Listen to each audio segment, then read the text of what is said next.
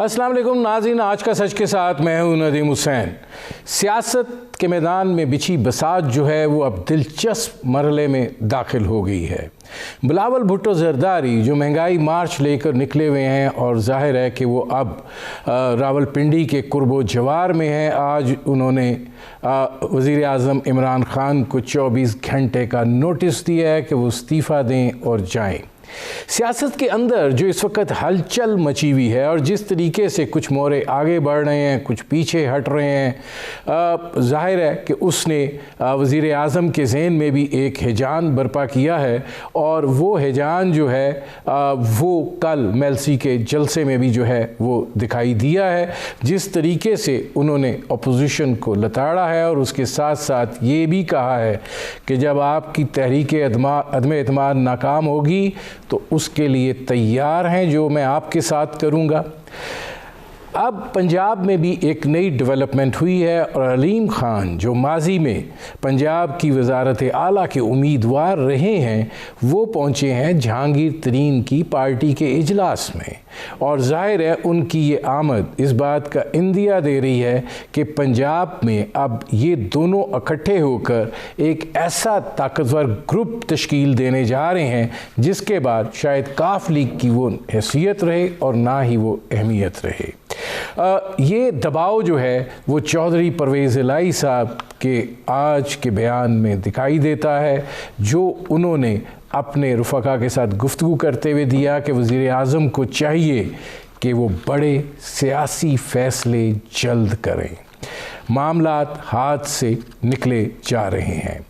तहरीक अदम एतमाद जो है ज़ाहिर है उसका डोल तो डाला जा रहा है, लेकिन इस सारी सूरत हाल को पाकिस्तान पीपल्स पार्टी जो है वो बड़ी ताकत और क़ुव्वत के साथ स्पीयर हेड करती हुई दिखाई दे रही है। मुस्लिम लीग नवाज़ जो कि पार्लियामेंट के अंदर सबसे बड़ी जमात है वो एक दिफाई मोड में नज़र आती है और ज़ाहिर है कि उस तरीके की मुज़ामती सियासत जो है और उस तरीके की मोबिलाइजेशन से गुरेज़ां दिखाई दे रही है जो पाकिस्तान पीपल्स पार्टी जो है वो लेकर चल रही है।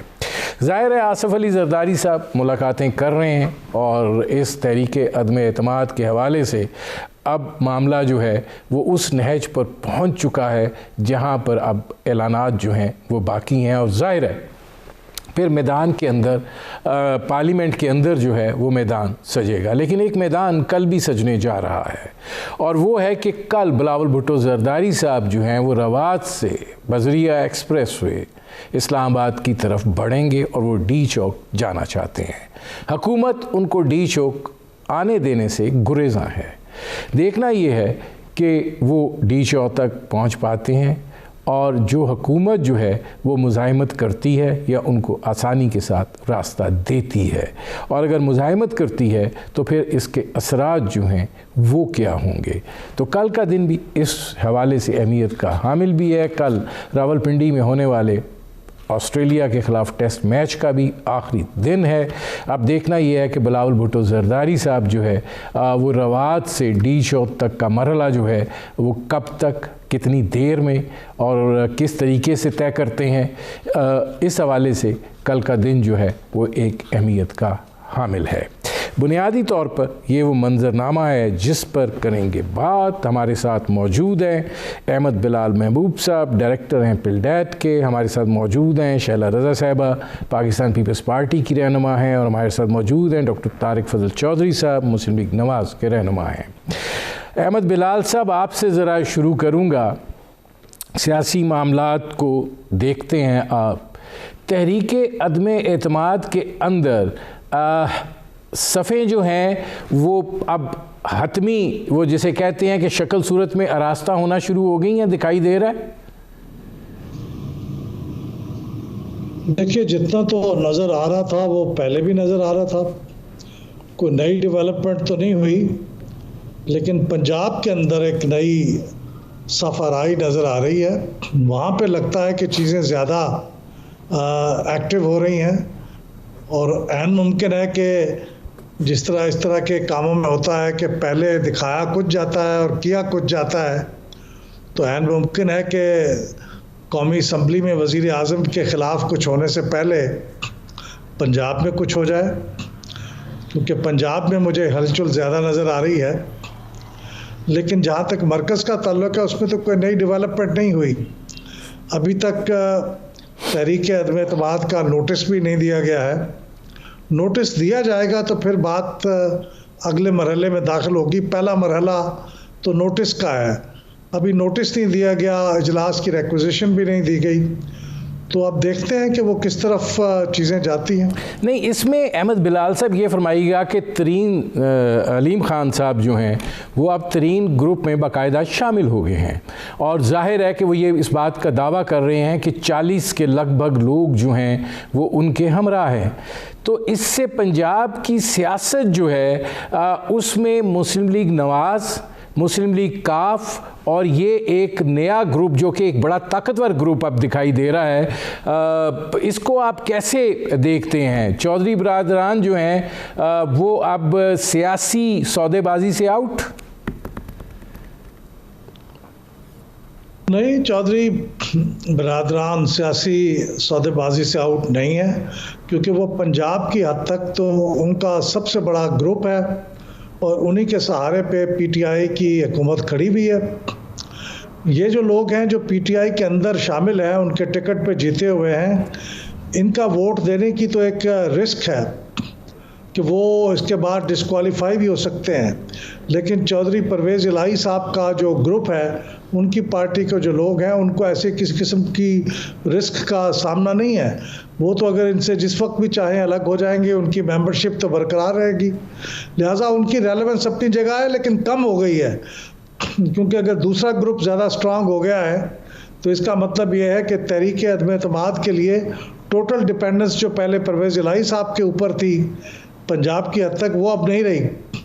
अब पंजाब के अंदर ये शायद ज़्यादा बड़ा ग्रुप बन के सामने आया है, लेकिन इसकी क्या इमरान खान साहब के साथ किस किस्म की सौदेबाजी होगी, क्या गिव एंड टेक होगा। लेकिन मैं एक बात आपको बताऊं, इसका एक मुस्बत पहलू भी है।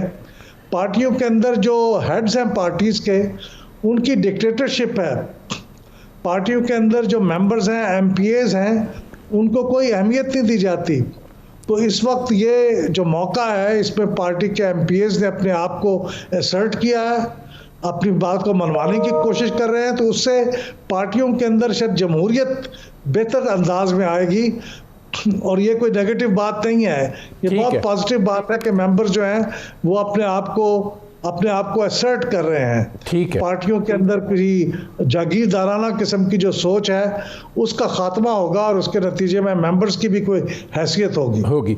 अब इसमें तारिक फजल चौधरी साहब ये फरमाइएगा कि पंजाब के अंदर आप इसको अपने लिए एक अब बड़ा चैलेंज समझ रहे हैं, या आप ये समझते हैं कि सूरत हाल जो है, जैसे अहमद बिलाल महबूब साहब भी कह रहे थे कि दिखाया सजा जाता है, खेला खपा जाता है?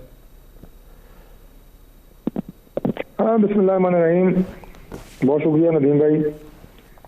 देखें, जहाँ तक सियासत का ताल्लुक है, इसमें कोई शक नहीं कि हर सियासी जमात भी, और अगर जमात के अंदर कुछ लोग जो अपनी जमात से कोई नज़रियाती या असूली इख्तलाफ रखते हैं, वो वक्त के मुताबिक, हालात के मुताबिक अपने अपने फैसले ज़ाहिर करते हैं।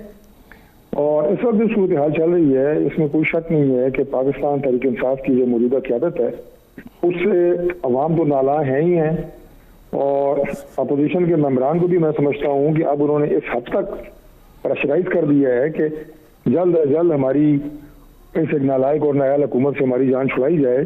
वो तो अपनी जगह पे है, लेकिन अवाम के नाला होने के साथ साथ इनकी अपनी सफ़ों के अंदर जो लोग हैं, और ख़ास तौर पे वो लोग जो इलेक्शन लड़ के आते हैं, वो लोग जो अवाम की पल्स को समझते हैं और जिन्होंने कल फिर अवाम के पास जाना है, वो बहुत ज़्यादा गिलामंद हैं।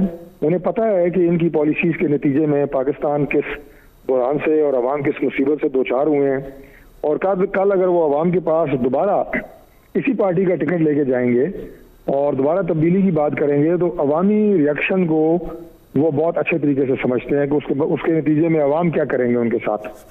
तो लिहाजा वो दबे अल्फाज में पार्टी की इंटरनल मीटिंग्स के अंदर भी आवाज़ उठा रहे हैं, वो जो इजलास होते हैं कौमी असम्बली के, उसमें भी अपनी पार्टी पॉलिसीज़ पे एतराज़ कर रहे हैं।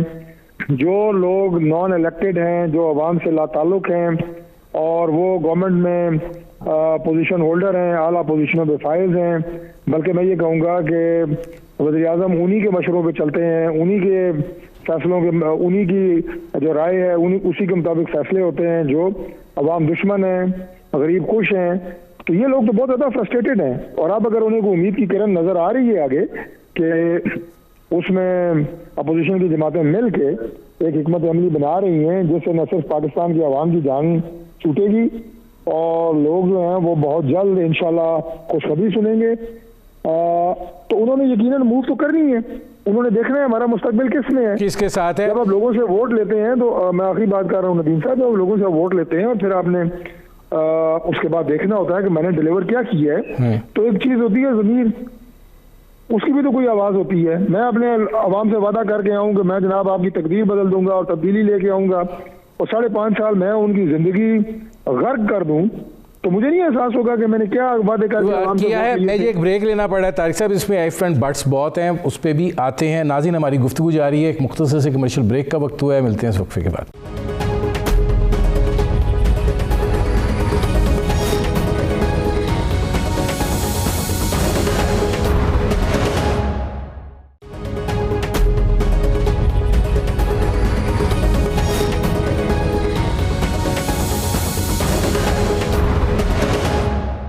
Welcome back. शैला रज़ा साहबा, ये फरमाइएगा कि पीपल्स पार्टी इस सारी सूरत हाल को जो है वो स्पीयर हेड कर रही है। बिलावल भुट्टो साहब जो हैं, आज फिर उन्होंने 24 घंटे की बात की है।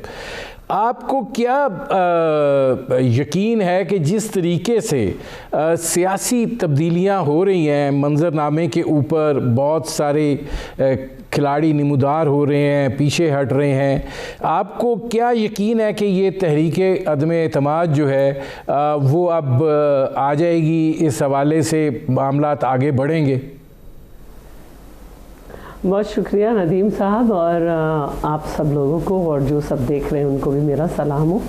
देखिए, पाकिस्तान पीपल्स पार्टी ने आवाम की ताकत पे भरोसा किया है और आइन का दायरा इख्तियार किया है, और दोनों बातें जब हम ये कर रहे हैं कि आइन के दायरे में रहकर हम असेंबली के अंदर और असेंबली के बाहर चल रहे हैं, तो असेंबली के अंदर बैठे हुए लोगों को समझ नहीं आ रहा था कि ज़िमनी इलेक्शन में उनके ख़िलाफ़ मुसलसल उनके इक़दामात की वजह से, कि जिनकी वजह से महंगाई है, बेरोज़गारी है और ख़ारजी तौर पर हम तन्हाई का शिकार हैं, ख़ारजी महाज पर भी, तो ये बहुत ज़रूरी था कि वो पहचान थे कि उन्होंने एक गलत शख्सियत का इंतखाब किया है जिसको वज़ीर आज़म बनाया है, और वो अपना फ़ैसला देते, लेकिन हर एक ने अपना एक वक्त शायद मुकर्रर कर रखा है कि उन्होंने कब छोड़ना है। छोड़ना तो ज़रूर है क्योंकि आवाम के पास जाना है,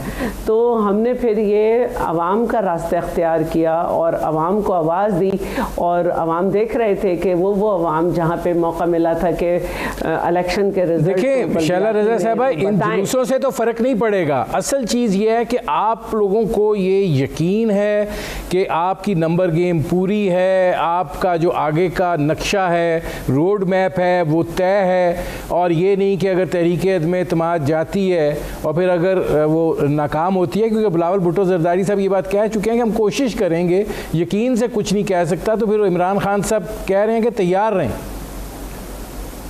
अच्छा, देखिए, चेयरमैन बिलावल ने ये इसलिए कहा कि ये बात की जा रही है कि इस्टेब्लिशमेंट जो है उसने अपने हाथ खड़े कर दिए हैं और लाताल्लुक़ी का इजहार किया है, तो उनकी बात को आधा न लिया जाए। उन्होंने उससे पहले कहा कि इस्टेब्लिशमेंट के किरदार पे कि वो न्यूट्रल है या नहीं, ये 2 से 3 दिन में पता, तहरीक अदम एतमाद में पता चल जाएगा। तो असल बात जो है वो ये है कि हमने एक कोशिश की है, उन सबको आवाज़ दी है जो इस आवाम के बलबूते पे वहाँ बैठे हैं कि आपके हलकों से गुजर कर आ रहे हैं, आप असेंबली में चिमटे बैठे हैं वज़ीर आज़म के साथ, उनकी गलत पॉलिसीज़ को सपोर्ट कर रहे हैं, आपके हलके की आवाम हमें सपोर्ट कर रही है। तो ये हुज्जत हमने इसलिए की है और हमें डी चौक पे भी इजाज़त मिल गई है जलसे की, और ऐसी बात नहीं है कि आवाम के प्रेशर नहीं है। मैं समझती हूँ कि ये पाकिस्तान की तारीख़ का, जिसे मैं नहीं कह रही, सब कह रहे हैं कि 75 साल तारीख़ का सबसे बड़ा रोड शो है और जिसमें लम्हा बलहमा इजाफा होता जा रहा है। शैला रज़ा साहब, मैं आता हूँ नहीं है जी। अब इसमें अहमद बिलाल साहब ये फरमाइएगा कि अगर आप इस सारी सूरत हाल को देखें तो आप क्या समझते हैं कि तहरीक अदम एतमाद की कामयाबी के लिए इत्तेहादी वोट जो हैं वो बहुत इम्पॉर्टेंट हैं, क्योंकि उन पे फ्लोर क्रॉसिंग की क्लॉज नहीं आएगी, और जो अंदर से लोग हैं अगर वो एब्सटेन करते हैं या नहीं आते हैं, तो आपको लगता है कि ये मामलात इस तरीके से हो पाएंगे? देखिए, ये जो इत्तेहादी हैं ये भी सूरत हाल को देख रहे होंगे, और ये जो पार्टी के अंदर कुछ लोग जो इख्तलाफ का इजहार कर रहे हैं या अपना एक अलग ग्रुप मुनज़्ज़म कर रहे हैं, इसके बाद उनके अंदर भी ये शायद जुर्रत पैदा होगी कि वो ये देखें कि जो तब्दीली अगर आने वाली है तो वो उससे बिल्कुल लाताल्लुक़ ना रहें। तो इस वक्त जो सूरत हाल सड़कों के ऊपर पैदा हो रही है कि सड़कों के ऊपर एक मार्च चल रहा है और असम्बलियों के अंदर लोग मुनज़्ज़म हो रहे हैं पीटीआई की मेन स्ट्रीम से हटके को ग्रुप बनाने के लिए। तो ये बात इत्तेहादियों के ऊपर भी असरअंदाज होगी। इत्तेहादी भी ज़ाहिर है कि उनका कोई पीटीआई के साथ कोई लॉन्ग टर्म आइडियोलॉजिकल कोई ताल्लुक़ तो नहीं है, वो तो इसलिए बैठे हुए हैं कि उनको उम्मीद है कि ये हुकूमत चलेगी और उस हुकूमत के चलने के साथ। अहमद बिलाल साहब, एक सवाल छोटा सा और फिर मैं आगे बढ़ता हूँ। आपको क्या लगता है, परवेज़ इलाही साहब जो बात कर रहे हैं कि हालात हुकूमत के हाथ से निकल रहे हैं, बड़े सियासी फ़ैसले किए जाएं, क्या वो इमरान खान साहब को ये पैगाम दे रहे हैं कि वज़ारत आला का फ़ैसला कर लें, हम हालात को संभाल देंगे? बिल्कुल बिल्कुल यही पैगाम है। बड़ा सही सियासी फ़ैसला जिसका इशारा किया गया है वो यही है, और इमरान साहब के लिए ये बहुत बड़ा फ़ैसला होगा, क्योंकि उसके ज़रिए से वो अपनी पार्टी और पूरे सूबे के अंदर जो डेवलपमेंट्स होंगी वो उनके बस में नहीं रहेंगी। ठीक है नाज़रीन, हमारी गुफ्तगू जारी है। एक मुख्तसर से कमर्शियल ब्रेक का वक्त हुआ है, मिलते हैं इस वक्फे के बाद।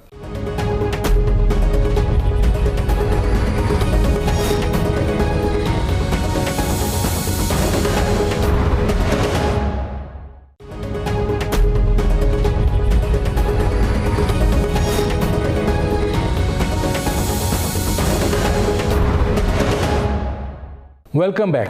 अच्छा, अब तारिक फजल चौधरी साहब ये फरमाइएगा एक दो सवाल आपसे कि अगर पंजाब की ये सूरत हाल है और ज़ाहिर है जो हुकूमत वक्त होती है वो उसके पास इख्तियार भी बहुत होता है और वो आखिरी हद तक भी चले जाते हैं, तो आपको क्या लगता है कि जो पैगाम चौधरी परवेज़ इलाही साहब दे रहे हैं और जो आज अलीम ख़ान तरीन ग्रुप के अंदर शामिल हो गए हैं, तरीन साहब लंदन में हैं, वहाँ से भी बहुत सी अफवाहें जो हैं वो गर्दिश कर रही हैं, तो क्या नून लीग जो है वो पंजाब की वज़ारत आला पे बड़े मकसद के लिए कंप्रोमाइज़ करने के लिए तैयार होगी? एक दफ़ा तो कह चुके हैं बिलावल भुट्टो ज़रदारी साहब के नून लीग को दिल बड़ा करना चाहिए। देखिए, मुस्लिम लीग नून में जितनी भी मुशावरत हुई है तहरीक अदम एतमाद के हवाले से, उसमें काफ़ी दिल पहले ही बड़ा किया है और अभी भी हमारे दिल बड़े हैं। आपको याद है पाकिस्तान पीपल्स पार्टी जब अलग हुई थी पीडीएम से, तो उस वक्त भी हमारा ख्याल यही था कि हमारी मंजिल चूंकि एक है, इस अवाम की जान छुड़ाना एक अजाब की शक्ल में जो हुकूमत इनके ऊपर मुसल्लत है, तो इस सिलसिले में हमारी किसी भी वक्त पाकिस्तान पीपल्स पार्टी के साथ दोबारा राहें मिल सकती हैं और दोबारा मिली और मिलकर दोबारा हमने ये फैसला किया कि इस तहरीक को आगे बढ़ाएं और निजात दिलाएं आवाम को।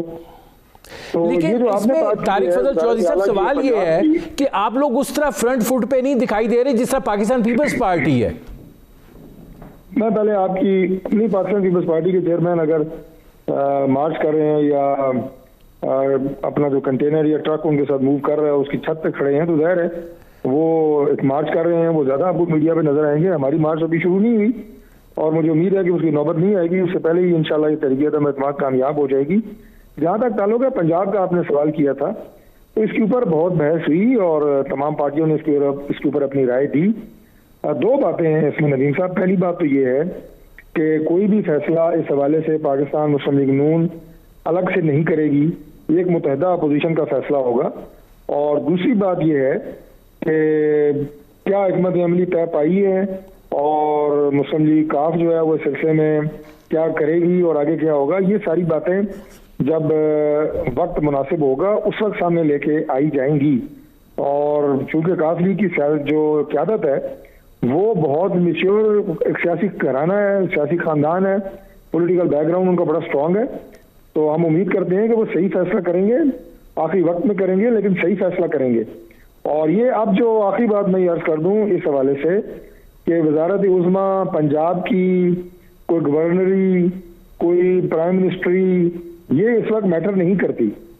मैटर इस वक्त ये करता है कि पाकिस्तान की आवाम को निजात कब और कैसे दिलाई जाए इन सिलेक्टेड हुक्मरानों से, और उसके बाद एक ऐसा निज़ाम कैसे लाया जाए कि जो कि साफ शफाफ इंतखाबात के नतीजे में आए और लेवल प्लेइंग फील्ड हो सबके लिए, आवाम से फ्रेश मैंडेट लिया जाए और जिसको आवाम आप ये कहें कि अपना वोट दें अक्सरियत की बुनियाद के ऊपर, तो वो अपनी गवर्नमेंट बनाए। मैं आता हूँ, ये जो है ये दैट इज द प्रायोरिटी, ये प्रायोरिटी नहीं है। ठीक है, पंजाब का वज़ीर-ए-आला कौन बनेगा, वज़ीर-ए-आज़म कौन होगा, ये बात जो है ना इससे बहुत आगे चली गई है। चलिए अच्छा ठीक है।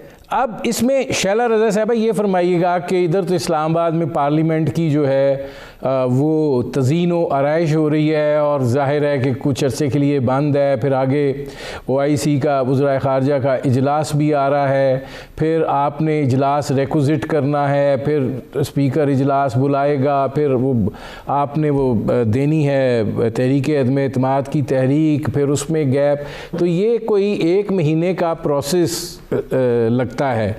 आप क्या देखती हैं कि इस 1 महीने में मामलात जो हैं वो कुछ के कुछ और ही ना हो जाएं? मैं सबसे पहले तो ये कहना चाहूँगी कि बहुत पहले 2 बजट से मैं देख रही हूँ कि leader of the opposition Shehbaz Sharif साहब को चेयरमैन साहब ने असेंबली के अंदर जब भी कुछ बात हुई है कहा है कि हमने आपको अपनी पूरी ताकत दी और हमने देखा कि हमारे लोग हर लम्हे पर मौजूद रहे। जहाँ तक बात है PMLN सबसे बड़ी पार्टी है और जब तहरीक अदम एतमाद लाई जाती है वज़ीर आज़म के ख़िलाफ़ तो दूसरी तहरीक अदम एतमाद में और इसमें ये फ़र्क है कि आपको बाकायदा एक नाम देना पड़ता है कि ये हमारा वज़ीर आज़म का कैंडिडेट है और ये सारे मामला तय पा चुके हैं।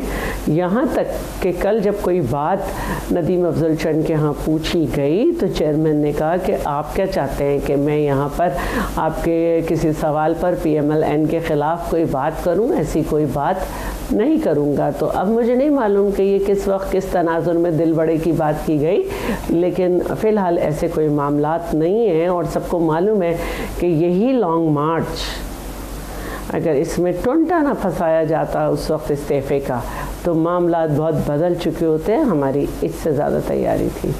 और अब मैं बात करना चाह रही थी कि देखिए अगर ये रिक्विजिशन हमारी जाती है तो ये स्पीकर का फ़र्ज़ है कि वो किसी भी जगह मैरियट में किसी भी जगह एक इजलास बुलाया जा सकता है। ये कोई ऐसी बात नहीं है, उसमें दिन होते हैं, 14 दिन का भी होता है। लेकिन जो मुझे नज़र आ रहा है, वो जहाँ दीदा नज़रें जो मुझे नज़र आ रही हैं, जिनको बड़ी बात की जाती है, सियासत में रवादारी की बात की जाती है, जो अपने आप कहते हैं कि जी हम जो हैं वो बिल्कुल खुश नहीं हैं हुकूमत से, लेकिन रियासत की वजह से देख रहे हैं। लेकिन आज उन्होंने रियासत को एक तरफ रख के हुकूमत से कहा है कि आप जो हैं वो कोई बड़ा फैसला ले लें, क्योंकि फिर आपके हक़ में कुछ अच्छा नहीं जा रहा। और अच्छा, मैं वज़ीर आज़म साहब का ये हाल है, आखिरी जुमला कह दूँ कि उनके पास दलील तो कभी भी नहीं थी, डिलीवर तो उन्होंने कभी कुछ भी नहीं किया, लेकिन कल तो हकीकी मायनों में गालियों पे आ गए। जहाँ दलील ख़त्म हो जाती है वहाँ गाली शुरू हो जाती है। तारिक फजल चौधरी साहब, ये फरमाइएगा कि ये जो अब सूरत हाल है कि तज़ीन और राइश हो रही है, आप तहरीक अदम एतमाद लाना चाह रहे हैं, आगे OIC का इजलास है, फिर मार्च का महीना गुजर जाता है, तो मई के हवाले से भी बहुत सी बास गश जो है वो सुनाई देती है। तो आप कैसे देख रहे हैं ये आने वाले वक्त को अनफोल्ड होते हुए? देखिए, बहुत सारी चीज़ें जो हैं वो ज़ाहिर है आने वाले दिनों में जो कि पाकिस्तान के लिए, सिस्टम के लिए बड़ी इंपॉर्टेंट है, वो वकूफ़ पज़ीर होने जा रही हैं। आपने बिल्कुल सही कहा कि वक्त बड़ा इस वक्त ज़ाहिर है नाजुक है। पाकिस्तान की आप ज़रा सूरत हाल देखें, बॉर्डर्स में सूरत हाल देखें, इंटरनल सिक्योरिटी की सूरत हाल, जो अभी पीछे पेशावर में कितनी कीमती इंसानी जानों का नुकसान हुआ, तो ये लम्हा शिकलिया तो ज़रूर है। लेकिन हैविंग सेड दैट, नदीम साहब जो बात अपोजिशन कर रही है उसमें कोई भी ऐसी बात नहीं है जो खुदा न खास्ता मुल्क को किसी आईनी बहरान की तरफ धकेल रही हो, कोई लॉ एंड ऑर्डर की सूरत हाल ख़राब होने जा रही हो। उससे एक ऐन आईनी और कानूनी ऑप्शन है, जमहूरी ऑप्शन है, पार्लिमानी ऑप्शन है, जिसे अपोजिशन इस्तेमाल कर रही है। और इससे इंशाल्लाह मुल्क में जो बहरान है वो ठीक होगा, ख़राब नहीं होगा, मुल्क में सूरत हाल बेहतर होगी। अभी कल आप देखें जो बयान वज़ीर आज़म साहब जलसों में दे रहे हैं और फॉरेन पॉलिसी पे जो वो गुफ्तगू कर रहे हैं, यूरोपियन ममालिक के सफ़ीर हैं उनके बारे में जो गुफ्तगू उन्होंने फरमाई, अपना जो हमारा अमेरिका के साथ या रशिया के साथ जो चीज़ें चल रही हैं उसमें जो बयानबाजी उन्होंने की, इससे क्या ख्याल है आपको कि मुल्क को फ़ायदा हुआ है? आज उनको यूरोपियन यूनियन के सदर का फ़ोन आ गया। सदर का फ़ोन मेरा ख्याल है उन्हें जलसे में वो तकरीर करने के शाबाश देने के लिए तो नहीं आया होगा कि आपने बहुत अच्छी तकरीर की है, well done and well said. जो मतलब आप खुद माशाल्लाह एक इंतहाई सीनियर तजज़ियाकार भी हैं और सीनियर एंकर पर्सन है, जो इन मामलात पे नज़र रखते हैं, बारीक बीनी से चीज़ों को सोचते हैं, वो सारे हैरान और परेशान हैं कि यार ये मुल्क की क्या आप पॉलिसी दे रहे हैं, क्या खाजा। ठीक है, अब इसमें डॉक्टर फजल चौधरी साहब, मेरे पास सिर्फ 1 मिनट रह गया है। शैला रज़ा साहब, लास्ट वर्ड, ये आपकी तहरीक अदम एतमाद वाला मामला ताख़ीर तो नहीं हो गई कि वज़ीर आज़म साहब के पास बहुत सारे रास्ते होते हैं और ये जो उनको जगह मिलेगी तो वो कोई अपनी गुंजाइश को मजबूत ना कर लें? वो कुछ भी कर लें, आवाम को डिलीवर नहीं कर पा रहे। देखें, असल बात जो है वो ये है कि सिर्फ कुर्सी बचाना उनका काम नहीं है। उन्होंने पेट्रोल की प्राइस कम की, उन्होंने बिजली की कम की, लेकिन अशिया जो हैं खुर्दनोश की 19 अशिया, जिसमें गोश्त, दूध, दालें, अंडे, ये सब चीज़ें जो कि रोज़ ज़रूरी है, ये महंगे तर हो गए। और 0.05% जो है इसके बाद महंगाई जो है वो बढ़ गई, तो वो आवाम को कुछ नहीं दे सके। उधर से यूरोपीय यूनियन, बरतानिया से मोहिद यूसुफ को कहा चलो अपने घर में रहो, तुम इस तरह से हमारे ऊपर बात करते हो और सब करते हो। तो ये जो रशिया का इन्होंने दौरा किया, कभी कभी हम 21 टन गंदम ले लेते थे, वो हम दूसरों से भी ले लेंगे। तो ये इन्होंने जो इस वक्त शैला रज़ा साहब, मेरे प्रोग्राम का वक्त ख़त्म हो रहा है। बहुत शुक्रिया डॉक्टर तारिक फजल चौधरी साहब, बहुत शुक्रिया शैला रज़ा साहब, बहुत शुक्रिया अहमद बिलाल महबूब साहब। नाज़रीन, आपने हमारे पैनल के शुरका की गुफ्तगू सुनी। अब तक के लिए इतना ही, इजाज़त दीजिए, अल्लाह हाफ़िज़।